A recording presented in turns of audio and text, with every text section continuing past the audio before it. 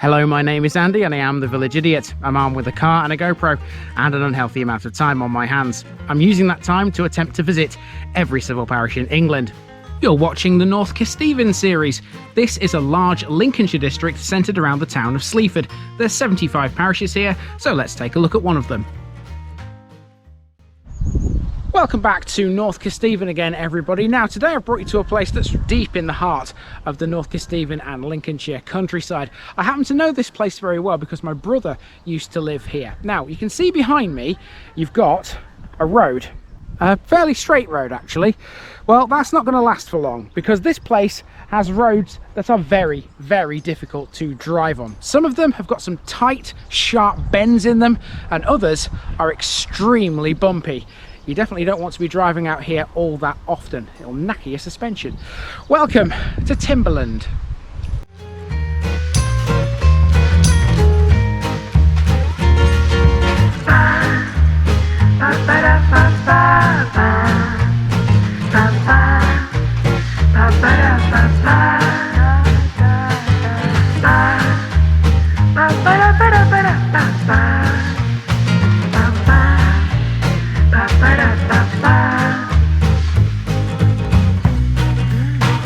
The North Kesteven series is sponsored by Gainsborough Cycles 01427 617 752. For all your cycling needs, this is your one-stop shop located at 20 Ropery Road, Gainsborough, or online at gainsboroughcycles.com. There's a link in the description. Gainsborough Cycles, ask for Trevor Halstead. Here's my disclaimer for people who may be watching me for the first time. I say things as I would in my native accent and dialect. As a result, I may not pronounce things in the same way as the locals do. Remember, I'm a visitor. It's impossible to know everything. Leave me a comment, spin me a like and bash that subscribe button. Let's get to today's parish video.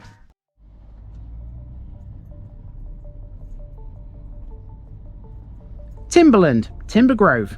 Hello again, North Kesteven. This week we're in a place I'm much more familiar with. This is Timberland, one of the more well out of the way kind of villages on the outskirts of Lincoln. In this episode we'll be heading deep into the fens that dominate the landscape of the River Witham's western bank. Flat they may be, but driving out here presents even the most skilled drivers with a tough challenge. The fenland droves are extremely bumpy and don't make for a comfortable ride. The village itself offers a different sort of hurdle to overcome. When entering Timberland from the B1189, the main road between Billnghay and Metheringham, you have to drive around some frighteningly tight and blind bends, enough to make even the most seasoned of drivers think twice about their decisions behind the wheel. Bumps and bends aside though, Timberland is worth a visit. Here you'll find a church and two old chapels, a village hall and a perfectly kept green, as well as a pub called the Penny Farthing, which emits the most amazing aromas when the kitchen is in full swing. Timberland's boundaries also take in three little hamlets, including Thorp Tilney, whose 18th century hall has been used twice for TV productions of Jane Austen's Pride and Prejudice. Are we all ready then? I certainly hope so. Good, let's go.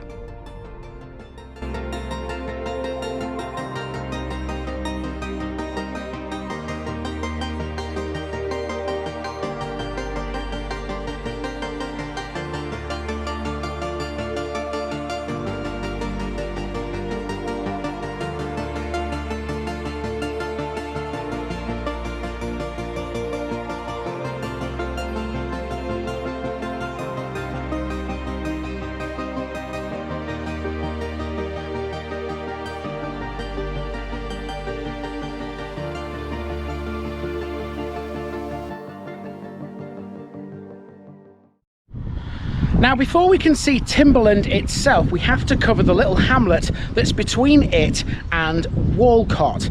Now this doesn't really have a lot when it comes to landmarks, and even less that we can film. However, there is one thing that I definitely do want to talk about. You can see this wall here. This belongs to Thorp Tilney Hall. Thorp Tilney Hall. And this has got some very, very interesting bits of history. So we'll start this all off with a pictorial section about this hall and everything else that's behind this wall right here. Thorp Tilney Hall is a Grade 2 listed red brick country house dating from 1740. Within its grounds are a stable block and an attached cottage, also dating from 1740. The current hall was built to replace an earlier medieval building, the ruin of which was demolished in 1969. The earlier hall stood 100 yards away on the site of the current Hall Farm. This earlier hall was struck by lightning and destroyed in 1705. The only surviving parts are the orangery and its associated walled garden, which date back to around 1680. Thorp Tilney Hall was used by the Whichcote family as a dower house for their main seat, Aswarby Park, on the other side of Sleaford. One of their tombs can be seen in Timberland's churchyard. The Whichcotes continued to own Thorp Tilney, together with an estate that racked up some 2,000 acres, until 1918, when much of the land was bought by the county council to provide small holdings for returning soldiers. Later, Thorp Tilney Hall was owned by the aristocratic Stockdale family, who restored the building. Freddie Stockdale, who was an opera impresario, oversaw in 1977 the construction of the hall's opera pavilion. It was designed by Francis Johnson, with stained glass by John Piper. Subsequently, the hall became well known for operatic performances. Thorp Tilney Hall has also appeared on TV a couple of times. The house was used as a filming location in two separate television productions of Pride and Prejudice, the first in 1980 and the second in 1995.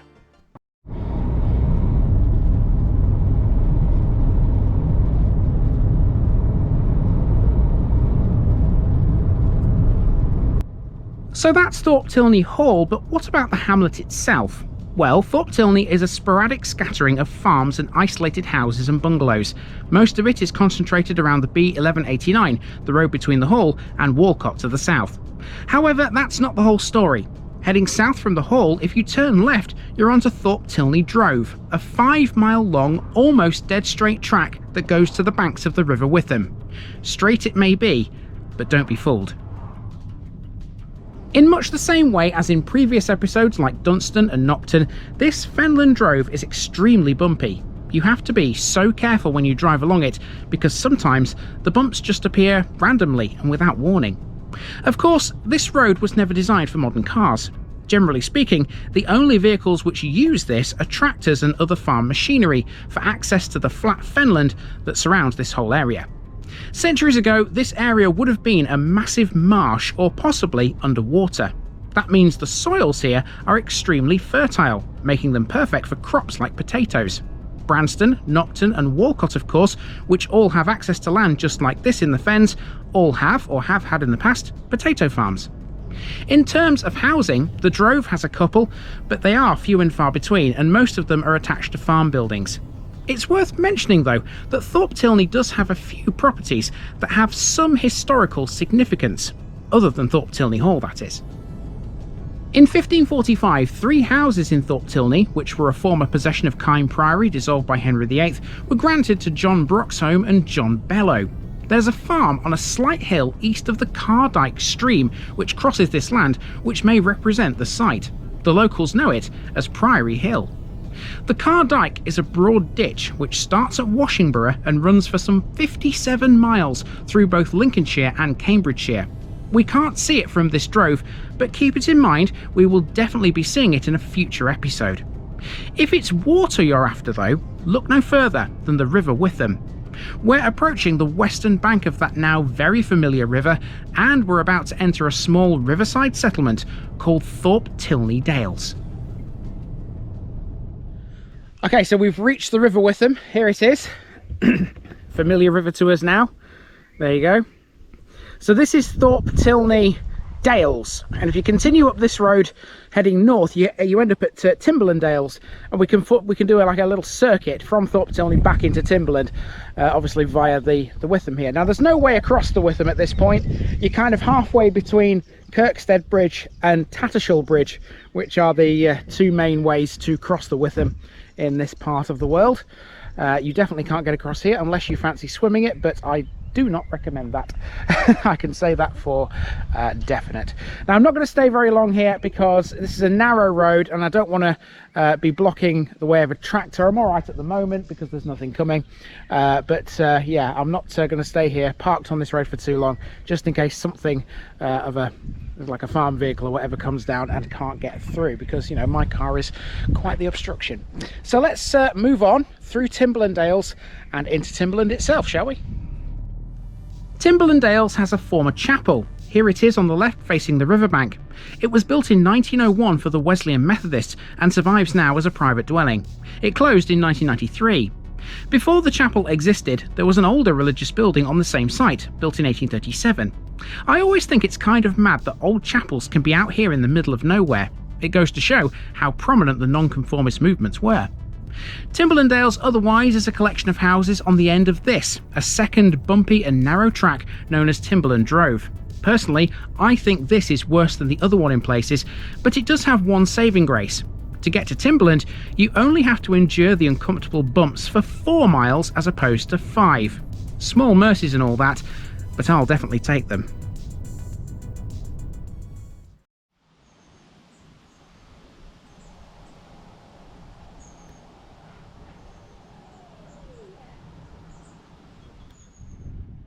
We start our main walk on Station Road, the name of which is a reference to the former railway station at Scotwick, which was shared with Timberland. Part of the road here has no footway. Here's a sign to warn you of that fact. It's advice that should definitely be heeded too, because to enter the village you have to negotiate these tight double bends. They say a camera doesn't lie, but if these bends look easy to you, let me assure you they are no picnic. Driving and walking through them is definitely not a simple task, because they're not only sharp, but blind too. Caution is advised. Right on that chicane is the Penny Farthing Inn. This is a traditional family-friendly country pub which serves up a fantastic food menu with an ever-changing specials board. Just walking past this, the gorgeous smells from the kitchen are enough to entice anyone in. I highly recommend this pub. I highly recommend the whole village, but you don't have to take my word for that.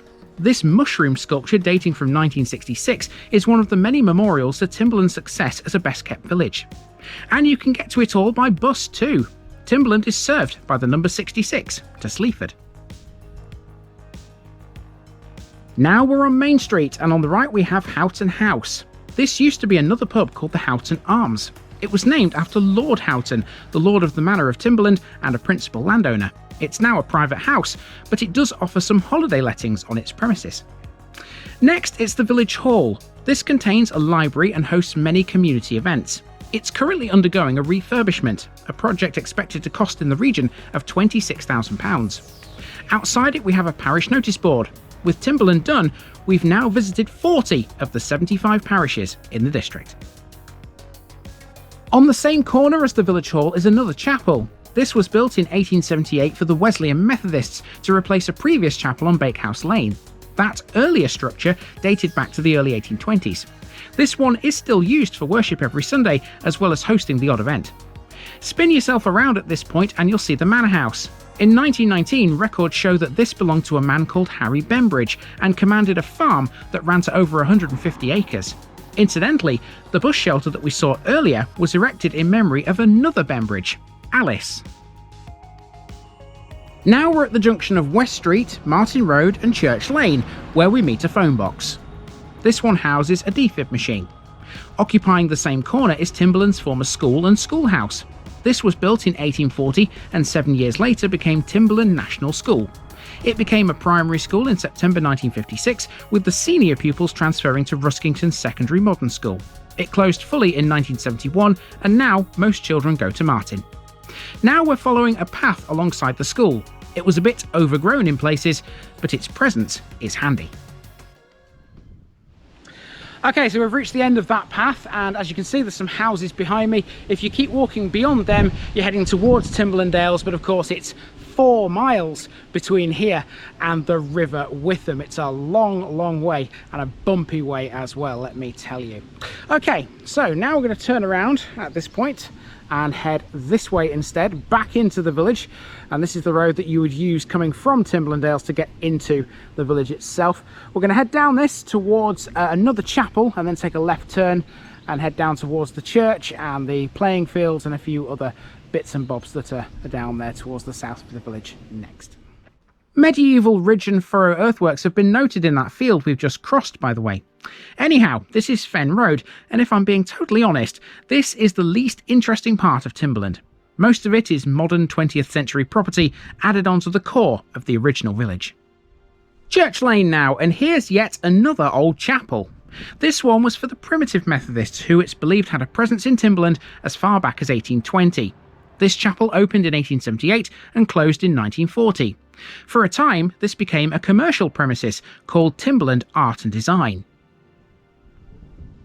Church Lane is the heart of the village. This is where most of the oldest buildings are.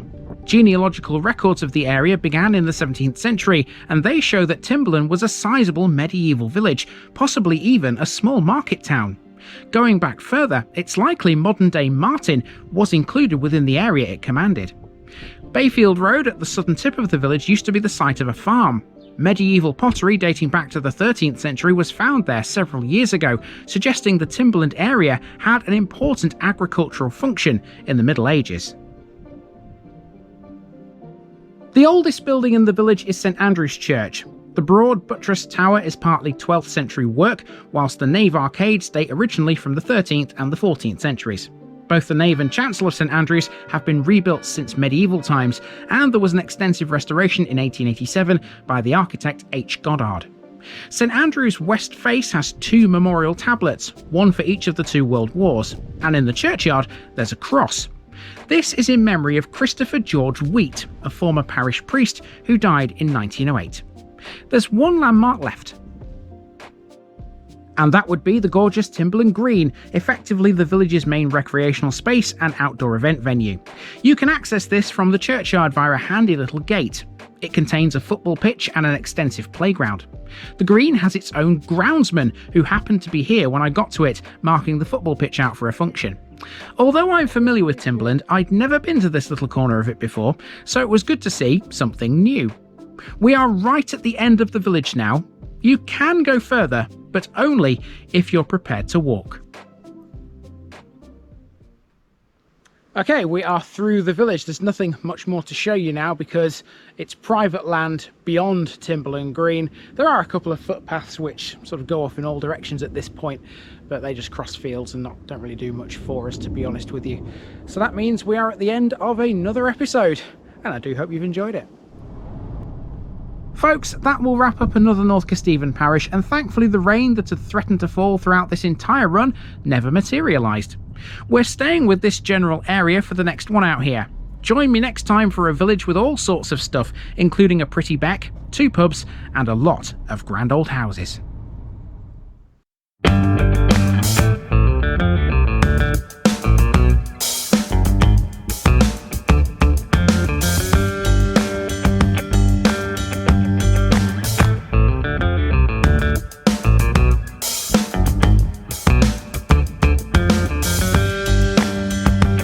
Thanks for watching this video, folks. Don't forget to like this episode if you haven't already. It really makes a difference with YouTube. If you're new here, subscribe to the channel for more videos like this, and give us a share too if you've got friends who'd like it. You can find all the links to my social media accounts below, as well as my Buy Me a Coffee page where you can donate to the channel. Also, if you've enjoyed this episode, have a look at some more videos in this series. Until next time, I've been Andy, also known as the Village Idiot, and I'm out.